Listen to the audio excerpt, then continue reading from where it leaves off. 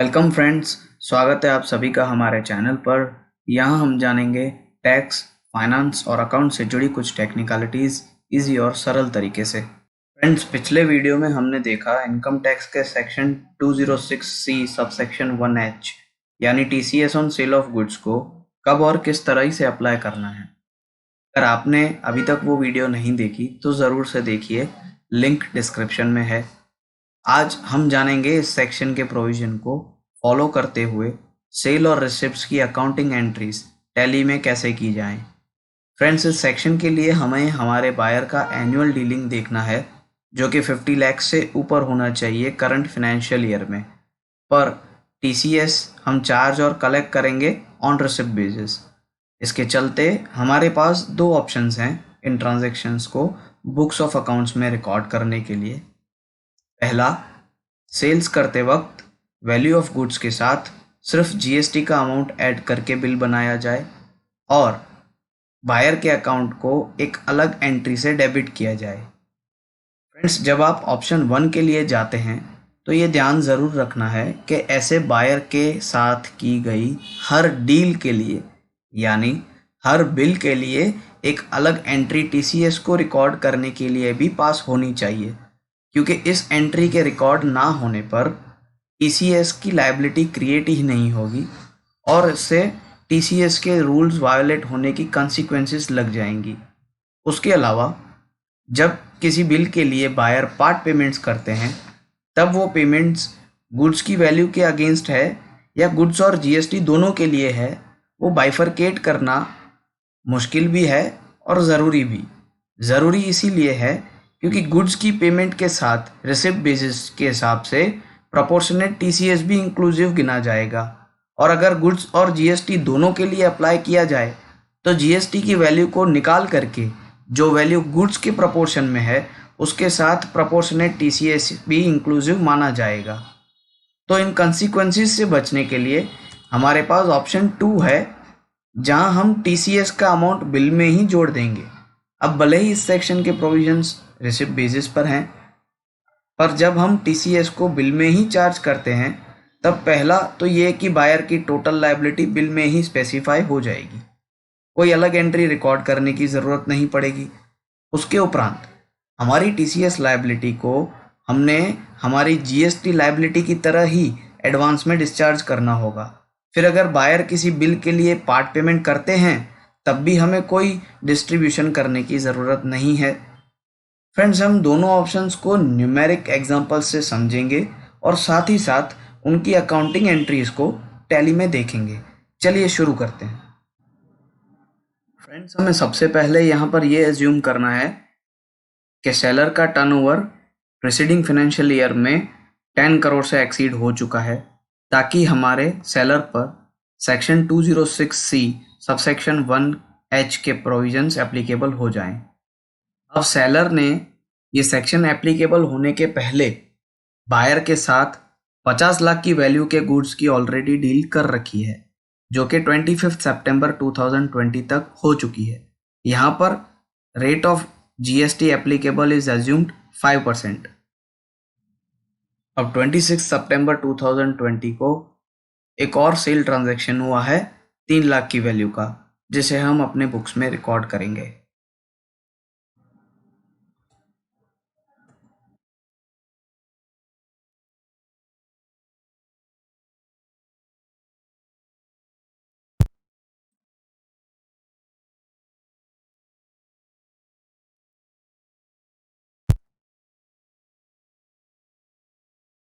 यहाँ पर हमें GST चार्ज करना है।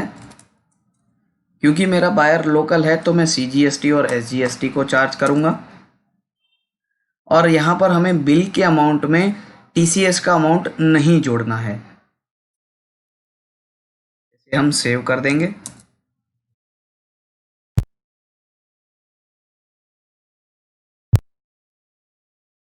अब नेक्स्ट ट्रांजैक्शन हमारा है 1 अक्टूबर 2020 को, जहां 9 लाख की वैल्यू के गुड्स सेल किए गए हैं। 1 अक्टूबर को सेल करने से पहले हमें हमारे बुक्स में कुछ चेंजेस करने होंगे, जिसमें से पहला है फीचर्स में जाकर स्टैट्यूटरी एंड टैक्सेशन में एंटर होके enable tax collected at source TCS को यस देना है। ऑल्टर TCS डिटेल्स में हम लोग एंटर करेंगे। यहाँ पर हमारा TAN यानी tax deduction and collection account number mention करना है। कलेक्टर टाइप में हम अपना कॉन्स्टिट्यूशन डालेंगे, कंपनी या इंडिविजुअल जो भी है। उसके बाद यहाँ पर प्रोपराइटर यानी कि अगर हमारा इंडिविजुअल फर्म है तो person responsible for deducting tax is proprietor. तो यहाँ पर हमें अपने प्रोपराइटर की डिटेल्स एंटर करनी है, उनका pan number, address, contact details और सारा कुछ एंट्री करके हमें इसमें सेव करना है। यहाँ पर हम अपना पैन नंबर डालेंगे और फिर सेव कर देंगे। अब TCS इनेबल करने के बाद हम एक सेल्स ट्रांजैक्शन रिकॉर्ड करने वाले हैं 1 अक्टूबर को।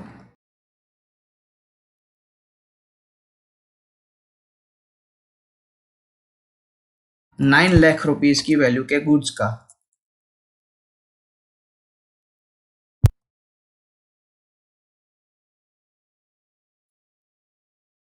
यहाँ पर हम अगेन GST चार्ज करेंगे। अब इस बिल में हमें TCS का अमाउंट जोड़ना नहीं है, उसके लिए हम एक और एंट्री रिकॉर्ड करेंगे। नेक्स्ट ट्रांजैक्शन है 5 अक्टूबर 2020 को, जहां हमने पेमेंट रिसीव किया है 3,15,000। ये पेमेंट रिसीव हुआ है sales made before applicability of this section. तो इस सेल्स की रिसिप्ट पर हमें TCS एप्लीकेबल नहीं होगा। यहाँ पर हमें सिर्फ पेमेंट रिकॉर्ड करना है।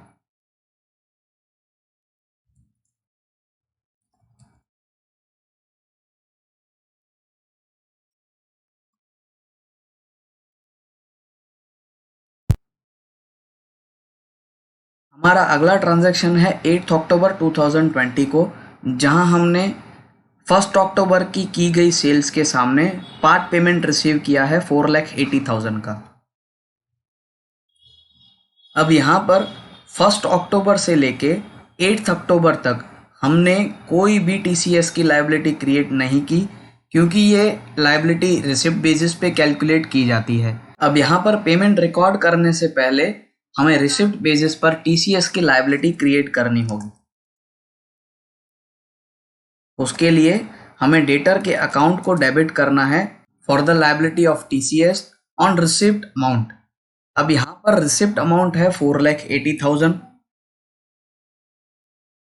इस 4,80,000 में हमने गुड्स की वैल्यू, GST की वैल्यू और TCS की वैल्यू तीनों सेट ऑफ करनी है। इस 4,80,000 में हम सबसे पहले एज्यूम ये करेंगे कि GST का अमाउंट इंक्लूसिव नहीं है, क्योंकि जहां पर GST जो कि ड्यू बेसिस पर कलेक्ट की जाती है और TCS जो कि रिसिप्ट बेसिस पर कलेक्ट की जाती है, इन दोनों के बीच प्रायोरिटी डिसाइड करनी है। वहां पर हम पहली प्रायोरिटी रिसिप्ट बेस्ड टैक्स यानी TCS को देंगे। तो 8 अक्टूबर को रिसीव की हुई पेमेंट में हम 4,80,000 में TCS का अमाउंट भी इंक्लूसिव मानेंगे, जहां पर गुड्स के लिए पेमेंट की गई है 4,79,640 और TCS के लिए पेमेंट की गई है 360 रुपीज़। तो हम यहाँ पर TCS की लायबिलिटी क्रिएट करेंगे।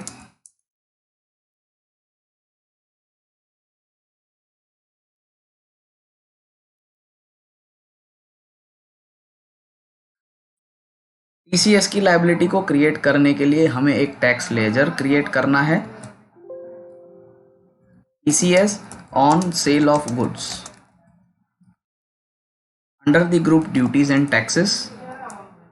यहाँ पर TCS फीचर को इनेबल करने से list of duties and taxes में TCS शो करने आएगा। नेचर ऑफ गुड्स में हमें TCS on sale of goods category create करनी है।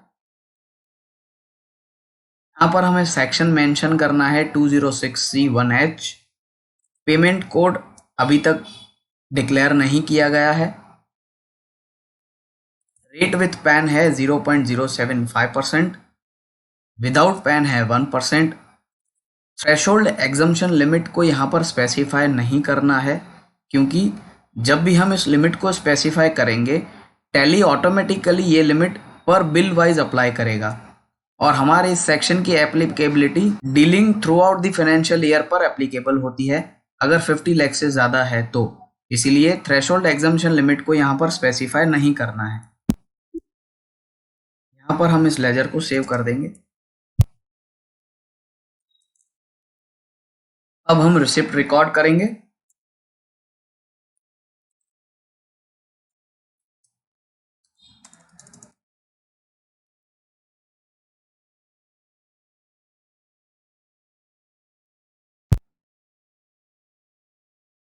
फ्रेंड्स, यहाँ हमारा नेक्स्ट ट्रांजैक्शन है 20 अक्टूबर 2020 को, जहाँ हमने बैलेंसिंग पेमेंट रिसीव किया है।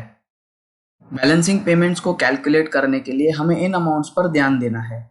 हमारी वैल्यू ऑफ गुड्स है 9 लैक्स, जिसमें से हम 4,79,640 रिसीव कर चुके हैं। 4,20,360 उस पर टीसीएस और जीएसटी पेमेंट, ये है हमारा बैलेंसिंग पेमेंट। तो टीसीएस का अमाउंट है 4,20,360 पर 0.075% यानी 315, और जीएसटी का अमाउंट है 9 लैक्स पर 5% यानी 45,000। तो हमें यहाँ पर टीसीएस की लायबिलिटी 315 रुपीज रिसिप्ट बेसिस पर क्रिएट करनी है।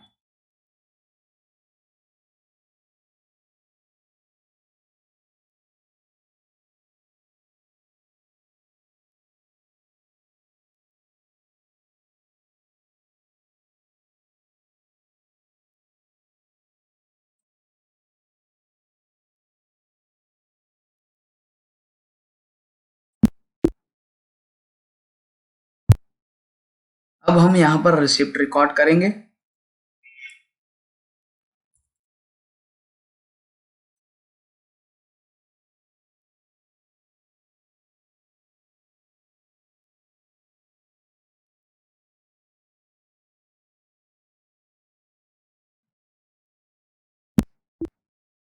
तो इस प्रकार से हमने ऑप्शन 1 के अंडर अकाउंटिंग एंट्रीज को देख लिया है। यहाँ पर फ्रेंड्स पॉसिबिलिटी है कि बायर हमें टीसीएस की पेमेंट करना भूल सकते हैं, इसीलिए एडवाइजेबल है हम ऑप्शन 2 को फॉलो करें, जो कि इस प्रकार से है। फ्रेंड्स, यहाँ पर भी हमें सेम अजम्पशंस के साथ आगे बढ़ना है, जैसे कि सेलर का टर्नओवर प्रीसीडिंग फाइनेंशियल ईयर में 10 करोड़ से एक्सीड हो चुका है। करंट फाइनेंशियल ईयर में बायर को 50 लैक्स के गुड्स ऑलरेडी सेल हो चुके हैं, और साथ ही साथ for the goods involve GST का एप्लीकेबल रेट है 5%। फ्रेंड्स, यहाँ हमारा पहला ट्रांजैक्शन है 26 सितंबर 2020 को एक एडिशनल सेल किया गया है 3 लाख का। हम इस सेल को पहले रिकॉर्ड कर लेंगे।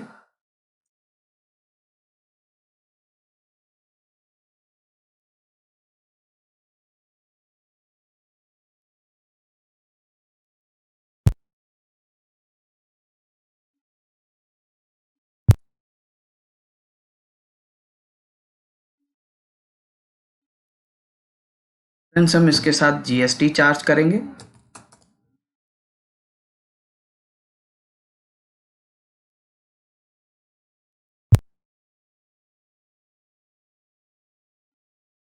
हमारा अगला ट्रांजैक्शन है 1 अक्टूबर को की गई सेल का, जहां पर 9 लैक्स का एडिशनल सेल किया गया है। अब 1 अक्टूबर को सेल करने के पहले जैसे कि हमारे बायर पर टीसीएस के प्रोविजंस एप्लीकेबल हो जाते हैं, तो ऑप्शन 1 की ही तरह हमें ऑप्शन 2 में भी कुछ चेंजेस करने हैं, जिसके लिए हमें फीचर्स में स्टैट्यूटरी एंड टैक्सेशन में टीसीएस को इनेबल कर देना है।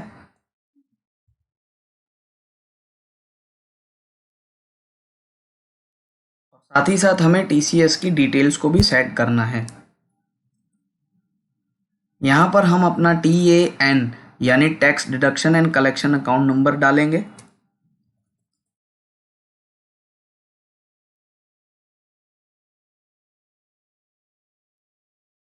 कलेक्टर टाइप हमारा सेम रहेगा, इंडिविजुअल। पर्सन रिस्पॉन्सिबल में हम प्रोप्राइटर की डिटेल्स डालेंगे।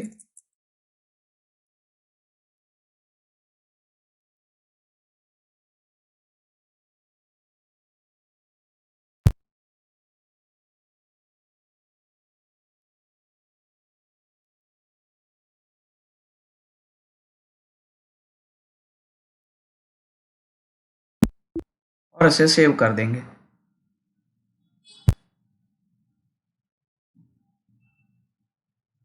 अब हमें जाना है सेल्स के लिए, सेल्स वाउचर एंट्री पे। फ्रेंड्स, यहाँ पर हमें टीसीएस के अमाउंट को बिल में ही इंक्लूड कर देना है। इसके लिए हमें कुछ एडिशनल चेंजेस करने होंगे, जैसे कि डेटर के लेजर में हमें टीसीएस एप्लीकेबल करना होगा और बायर टाइप में हमें उनके कॉन्स्टिट्यूशन का टाइप लिखना होगा। साथ ही साथ हमें डेटर का पैन नंबर भी अपडेट करना है, क्योंकि रेट ऑफ टीसीएस भी पैन अवेलेबिलिटी पर डिपेंड करता है।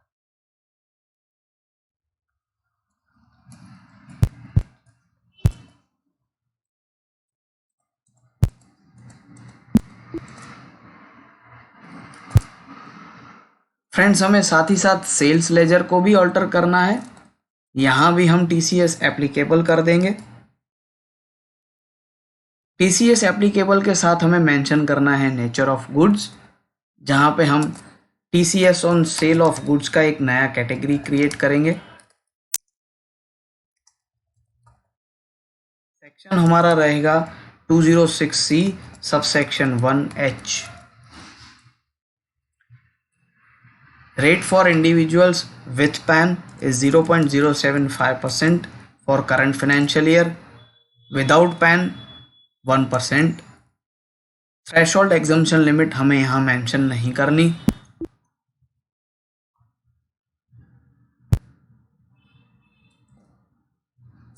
सेल्स लेजर को सेव कर देंगे। उसी तरह से हम इन्वेंट्री आइटम में भी टीसीएस को एप्लीकेबल कर देंगे। यहाँ भी नेचर ऑफ गुड्स में हमें वही TCS on sale of goods को सिलेक्ट करना है। रेट ऑफ ड्यूटी यहाँ अलग से मेंशन करने की ज़रूरत नहीं है।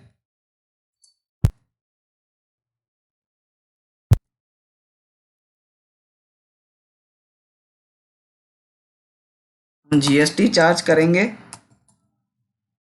साथ ही साथ हम एक नया टैक्स लेजर क्रिएट करेंगे, जो कि होगा TCS on sale of goods under the group duties and taxes.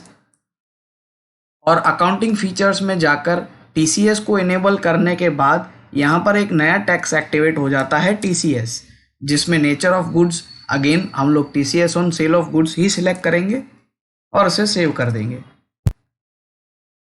यहाँ पर 9 lakhs की वैल्यू पे 0.075% के हिसाब से टीसीएस का वैल्यू ऑटोमेटिकली कैलकुलेट होकर के बिल में ऐड किया जाएगा।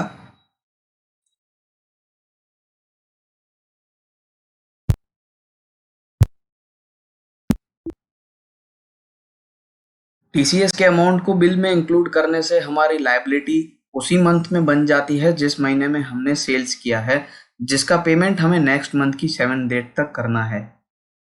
हमारा अगला ट्रांजैक्शन है 5 अक्टूबर को 3,15,000 का रिसिप्ट।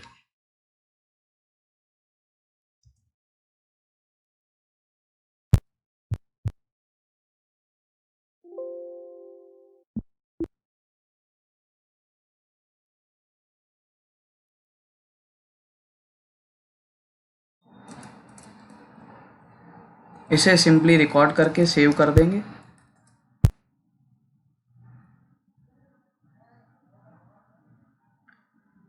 फ्रेंड्स, हमारा अगला ट्रांजैक्शन है 8 अक्टूबर को 4,80,000 का part payment against sale on 1 October. यहाँ हमने पहले ही लायबिलिटी रिकॉर्ड कर दी है और उसका पेमेंट भी हमने नेक्स्ट मंथ के लिए कंसिडर कर लिया है। इस वजह से हमें 8 अक्टूबर को रिसिप्ट की हुई पेमेंट का सिर्फ एंट्री ही करना है। इसका कोई बाइफर्केशन करने की हमें आवश्यकता नहीं है।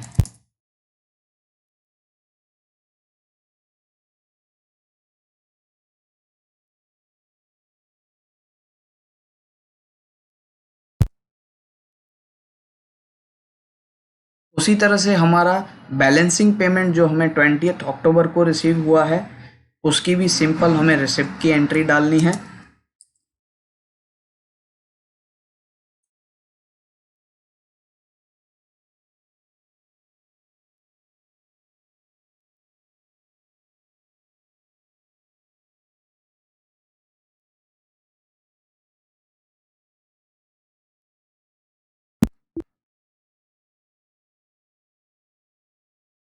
तो फ्रेंड्स इस तरह से आप कोई भी ऑप्शन चूज कर सकते हैं, लेकिन मेक श्योर करें आप जिस भी ऑप्शन का सिलेक्शन करें उसे सही से फॉलो करें। फ्रेंड्स ये वीडियो अगर आपको यूजफुल लगी हो तो इसे लाइक और शेयर ज़रूर करें, या इस वीडियो पे आपके कोई कमेंट्स और फीडबैक्स हो तो हमें कमेंट सेक्शन में लाकर ज़रूर बताएं। चैनल को सब्सक्राइब करके बेल आइकन दबाएं ताकि आने वाली सारी वीडियोस की नोटिफिकेशन आप तक सबसे पहले पहुंचे। वीडियो के अंत तक बने रहने के लिए धन्यवाद।